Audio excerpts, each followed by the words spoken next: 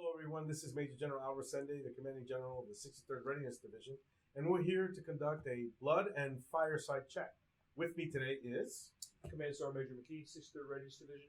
And we have two very special guests from the Army Reserve's Psychological Health Program, Miss Meg Higgins and Miss Holly Declerk. And so we wanted to talk a little bit about this program that provides great services to our soldiers and our families, and how we can make it available, and what are some of the key things that we need to be focused on.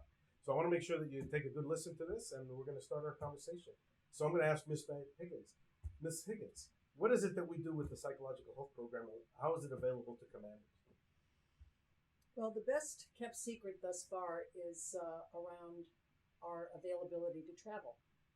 And we're trying to let our presence be known more in a face-to-face context.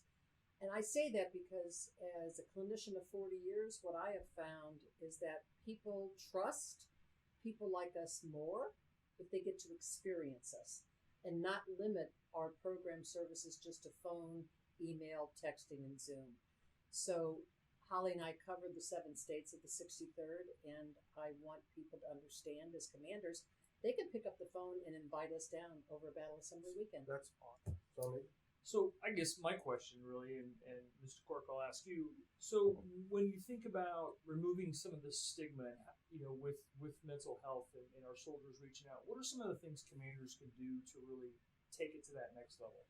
Sure. So one of the things I always try to get my commanders to push out to all their soldiers is that everyone has depression. Everyone has anxiety. Right now, if you were to take my anxiety levels, they'd be a little high. Oh, come okay? on. Come on. But it's a good kind of anxiety. It's an anxiety I feed off of. But we have to start talking in terms to acknowledge it. Acknowledge that everyone has this anxiety. Everyone has this depression, and it's okay.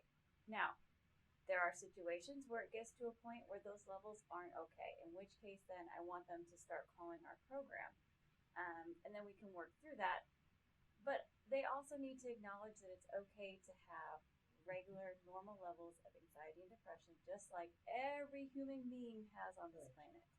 And our program is really working on putting out more preventative measures, more preventative presentations. And as Meg said, we are loving to travel, and we would love to travel to all 7 states and every unit and do as much preventative work as possible.